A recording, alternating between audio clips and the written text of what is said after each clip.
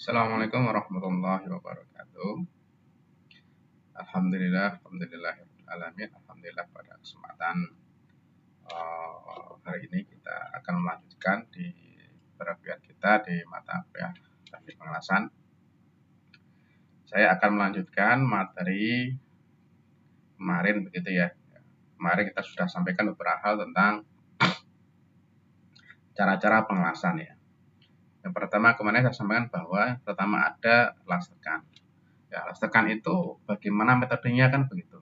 Salah satu metode las tekan itu adalah dia menggunakan salah satu catu daya begitu ya, atau sebuah mesin elektrik begitu yang bersumber dari energi listrik begitu, di mana ya dia punya seperti penekan atas dan bawah atau sebuah elektroda begitu atau pemanas ya, yang dipanaskan ya bawah dan atas pada sebuah material yang akan dilas. Nah, biasanya kalau las tekan itu adalah diaplikasikan pada pengelasan dengan tipe lap joint.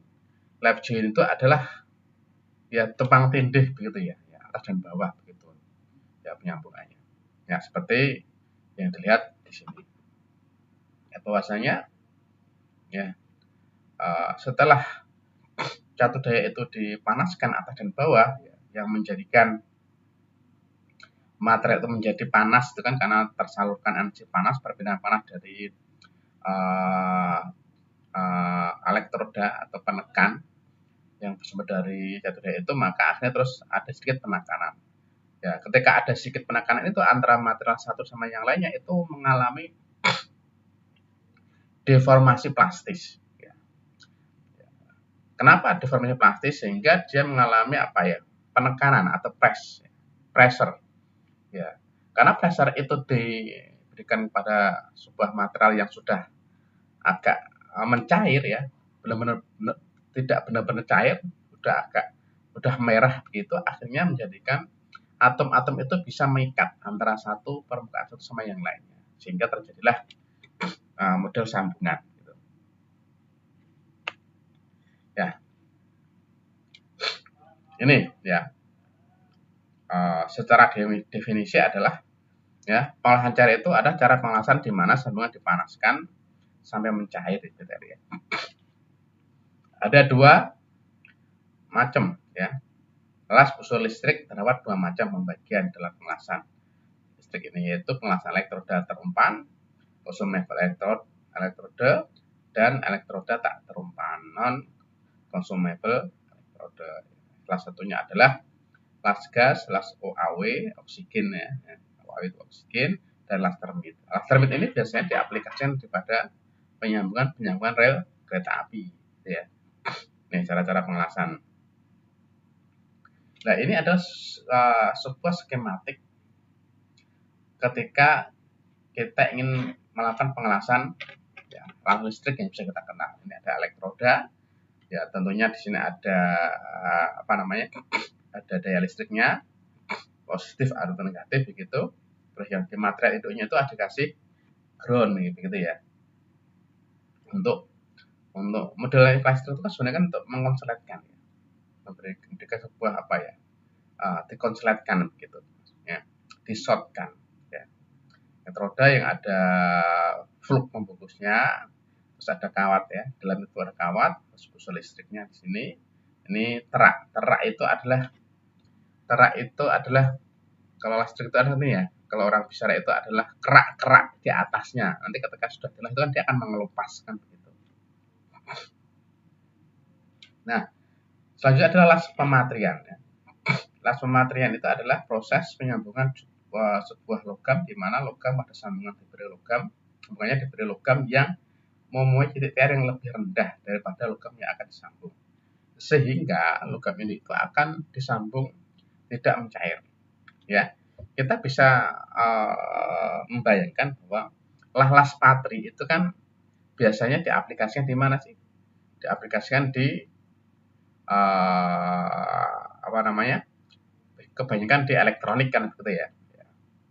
Di elektronik ya, untuk menyambungkan hanya memberi ikatan cairan logam. Kayak kalau bahasa gampangnya itu ya dikasih cairan lem kan begitu untuk mengikat supaya logam yang akan disambungkan itu dia terikat dari lem tersebut. Ya, cuma lemnya ini berasal dari logam tambahan yang mempunyai ya titik cair yang lebih rendah kan gitu. Misal ingin menyambung antara aluminium sama tembaga kan begitu, atau tembaga dengan tembaga itu dibutuhkan las material. Ya. Las logam misalnya, las logam satu hal yang membedakan pengelasan dengan material adalah jika pada pengelasan logam, ya, logam induk dan elektroda itu keduanya sama-sama mencair. Nah, gitu ya. Kalau las logam atau las listrik begitu, ya kita tahu bahwa keduanya sebuah objek yang dilas itu sama-sama mencair. Namun kalau las baterai itu tidak, ya. Hanya logam tambahan yang mencair. Tapi logam utama yang disambungkan tidak mencair. Ini salah satu contoh las baterai. Jadi ketika dipanasi, baik dipanasi seperti pakai api atau hanya terdapat panas saja kan gitu ya. Soldering itu kan berdampak panas saja ya, begitu. Kalau model dikasih api ini kan seperti aplikasi adalah ketika kita melihat para bengkel radiator itu ya, itu kan ada apinya. Terus klasifikasi ya. Klasifikasi pengelasan berdasarkan pertama adalah energi. Energi itu ada energi listrik, kimia dan mekanik. Ya. Las listrik ya sumbernya dari busur listrik yang terjadi saat elektroda atau kawat las menyentuh benda kerja karena adanya pertukaran ion atau pertukaran atom. Ya, contohnya las SMAW, GMAW, SAW dan lainnya. Ya. Las yang sering kita jumpai itu adalah las SMAW atau shielded metal arc welding atau las busur logam terlindung adalah suatu proses pengelasan busur listrik di mana energi panas untuk pengelasan dibangkitkan oleh busur listrik. Tadi sumbernya adalah sumber listrik. Ya. Dengan menggunakan apa? Elektroda. Ya, begitu kan? Menggunakan elektroda. Ya, seperti halnya skematik yang ada di samping ini. Seperti ini. Nah, listrik juga, ya, listrik juga itu dikatakan sebagai SMAW, ya, shielded metal welding, itu merujuk pada proses penyambungannya. Ya. Kenapa kok dikatakan sebagai SMAW, shielded metal arc welding? Ya, merujuk pada proses ya penyambungan atau pengerjaannya. Ya, di mana pengerjaannya itu adalah dua buah logam atau penambahan logam pada perlakuan permukaan yang ada. Masing-masing kata SMAW memiliki makna. Shielded maksudnya adalah kemampuan untuk menghilangkan udara. Ya, di sekitar lasan agar terhindar dari efek-efek menurunkan kualitas lasan. Apa? Ya, menghindari dari udara supaya udara itu tidak masuk dalam cairan, ya, tidak masuk dalam cairan logam ketika dilakukan pengelasan. Ya, ketika udara itu masuk maka nanti akan terjadi sebuah porositas. Kalau ada porositas berarti ya akan menurunkan kualitas ya lasnya atau secara mekanik pun juga akan menurun. Nah, aksi perlindungan pada pengelasan SHW dan klasifikasi bagian atau lapisan pengelasan SHW diilustrasikan pada gambar berikut. Nah, seperti ini ya. Nah, sekarang prinsip las SHW begini ya. Ini sebagaimana skematik yang sudah ada. Ini ada trafo ya atau power shot-nya. Ya, ada dua kabel yang kita sudah pernah lihat mungkin di lab produksi atau di lab pengacaraan juga sama. Ya. Ya, ada elektrodalitnya, ini adalah ya untuk memegang elektroda atau elektroda, dan sini adalah ada work lead-nya atau bukan katakan groundnya, atau ini plusnya, ini groundnya, ini adalah base metal, gitu ya. Nah, elektroda pengelasan ya, memiliki penutup yang penting untuk memfasilitasi proses pengelasan, menghindari kelemahan deposit las, mempertahankan busur, dan mencegah cacat benda kerja. Ya, salah satu fluk ya, inti elektroda berfungsi sebagai logam pengisi dan penutup elektroda, memiliki beberapa fungsi sebagai berikut ya. Nih, ya selimut terak di atas pelam cair plasgam, gas pelindung ya untuk mencegah tadi kontaminasi atmosfer dari aliran busur dan logam las dan yang lainnya. Ya, elektroda ya, ini ada beberapa klasifikasi elektroda. Ternyata elektroda itu tidak sembarangan ya. Mereka mempunyai sebuah spesifikasi sendiri-sendiri ya. Misal elektroda dengan tipe E60 berapa bla bla gitu, X berapa ya. Dia memiliki minimum tensile strength-nya itu ada 62 MPa. 62 PSI atau 425 MPa. Ya. Ya, minimum tensile strength-nya. Gitu. Ya, terus untuk minimum yield strength-nya itu adalah 345.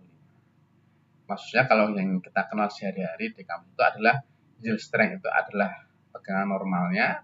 Kalau tensile strength itu adalah maksimumnya. Ya, 345 ini adalah setara dengan baja ST 40, 41 dan sebagainya, baja karbon rendah. Dan selanjutnya itu sampai seri 9 sampai seri 1000 dan sebagainya. Nah, jadi ketiga atau keempat menunjukkan posisi pengelasannya yang dapat digunakan elektroda. Misal ya, 1 itu berarti flat ya, horizontal, vertikal, overhead. Posisinya bisa digunakan, 1 itu ya bisa flat di bawah tangan ya, kita taruh material di meja gitu, kita langsung ngelas ya di bawah tangan. Horizontal posisi di depan kita ya, terus kita ngelasnya secara horizontal. Vertikal pun sama, posisi di depan kita, dan posisi berdiri itu dalam kita posisinya vertikal. Overhead itu di atas kepala dan sebagainya. Seri 2 flat dan sebagainya. Ya. Nah, ini juga menjadi salah satu klasifikasi elektroda digit keempat. Angka 0 itu menunjukkan karakteristik arus dan jenis lapisan elektroda seperti yang dilihat di tabel ini ya. Penetrasinya. Ini juga sama, ini adalah klasifikasi elektroda. Ya. Variabel pengelasan. Ya, proses pengelasan busur berlindung pada sambungan tertentu, memerlukan tinjauan beberapa variabel pengelasan. Variabel pada prosedur pengelasan adalah variabel yang mengontrol proses pengelasan dan kualitas pengelasan yang dihasilkan. Ada 3 jenis variabel pengelasan. Yang pertama adalah fix, variabel primer, dan variabel sekunder. Yang dimaksud dengan variabel fix ya atau preselected variable itu adalah termasuk pemilihan pertama jenis elektroda, ukurannya berapa, arusnya berapa, kan begitu dari awal. Kalau variabel primer itu adalah variabel utama yang bisa disesuaikan dan digunakan untuk mengontrol proses pengelasan setelah variabel tetap dipilih. Ya. Ini misal ya, ini variabel primer misalnya ya, ini penetrasinya sampai seberapa, gitu kan? Penetrasinya, terus kira-kira ininya, tappingnya, bed height-nya, ketinggian tappingnya itu berapa? Itu sebenarnya ada standarnya semuanya, ya, ada standarnya semuanya. Ketika kita ingin membuat tapping berapa mili dari permukaan yang akan kita alas itu ya, itu ada standarnya, sebenarnya ada caranya, ada bukunya. Terus ya bit width-nya, lebar ya, lebar area pengelasan itu berapa lebarnya. Lah, lebar area pengelasan ini sangat dipengaruhi oleh arus sebenarnya, arus yang digunakan dan termasuk material, ketebalan materialnya juga. Ketika kita melakukan pemilihan arus yang kurang tepat gitu kan, ya terlalu tinggi itu akan mempengaruhi bit weight-nya. Bit weight daerah pengelasan. Dia akan melebar karena terlalu mendapatkan efek panas yang berlebih sehingga dia melebar. Ya, bit weight-nya akan lebih panjang atau akan lebih lebar sebagainya. Ya, termasuk juga berpengaruh dengan penetrasinya juga. Nah, variabel sekunder itu adalah variabel kecil yang dapat disesuaikan yang digunakan untuk mengontrol proses pengelasan. Salah satu variabel seperti arc welding-nya, welding current-nya atau apa dan sebagainya. Nah, ini contoh-contoh pengelasan ya. Kita lihat dari sini ya. Good proper current, voltage and speed. Ya. Ini kondisinya bagus, ya. Arusnya bagus, tepat, ya. Terus kecepatan pelahnya juga tepat, ya. Gitu. Terus ini bad ya, kurang bagus, welding current, too low ya, too low. Ini terlalu pelan, ya, terlalu pelan. Too high terlalu cepat, ya. Terlalu cepat dia ketika melakukan pengelasan. Feed rate-nya terlalu cepat, ya. Out too long, voltage too high, terlalu tinggi, ya, voltage too high, ya. Terus speed too fast, ya, ini juga terlalu cepat. Terus ini adalah slow, speednya terlalu pelan-pelan. Nah, ini ya, jadi salah satu pengolahan GMI dan sebagainya. Nah, ini nanti tolong bisa dipelajari lagi sendiri ya, dengan berdasarkan mencari literatur yang ada di internet dan sebagainya. Ini saya ingin juga sampaikan ini las termit itu adalah biasanya diaplikasikan di rel kereta api. Nah, ini adalah las khusus ya, atau las dengan menggunakan energi mekanik. Salah satunya adalah yaitu pengelasan yang mengandalkan, apa dikatakan sebagai energi mekanik, karena sumber pemanasannya itu dihasilkan dari gesekan dan tekanan antara material atau antara base metal sama tool yang dibuat untuk menyambungkan di antara dua buah logam tersebut nih. Ini ada skematiknya. Ya. Maka metode ini dikenal sebagai metode friction stir backing, gesekan yang diputar. Ya. Sudah digesek, ya, dan diaduk ya. Sudah ada gesekan terus diaduk. Gitu. Sehingga dalam pengelasan ini tidak sampai menjadikan material yang akan dilas itu mencair, tidak. Dia hanya maksimal 80% mendekati titik cairnya. Ya. Ya, melting point-nya. Hanya 80% mendekati melting point dari material yang akan dilas. Jadi tidak sampai dia melting, tidak sampai dia itu mencair. Gitu ya. Nanti kita akan berdiskusi lebih lanjut mengenai friction stir welding, karena ini salah satu fokus bidang keilmuan yang saya pelajari sampai saat ini, gitu ya. Gitu. Ya, saya kira cukup untuk kuliah kita pada kesempatan hari ini. Ya, nanti teman-teman saya sampaikan agar juga mempersiapkan tugas-tugasnya, ya, itu presentasi dengan mencari jurnal internasional atau nasional. Yang kemarin kita sampaikan bahwa kalau nasional itu adalah tahun terbaru, yaitu tahun 2025, kalau internasional adalah boleh dari tahun 2020 sampai tahun 2025. Dan nanti setelah UTS kita akan melakukan presentasi di masing-masing kelompok. Baik, soal demikian dari saya cukupkan. Wassalamualaikum warahmatullahi wabarakatuh.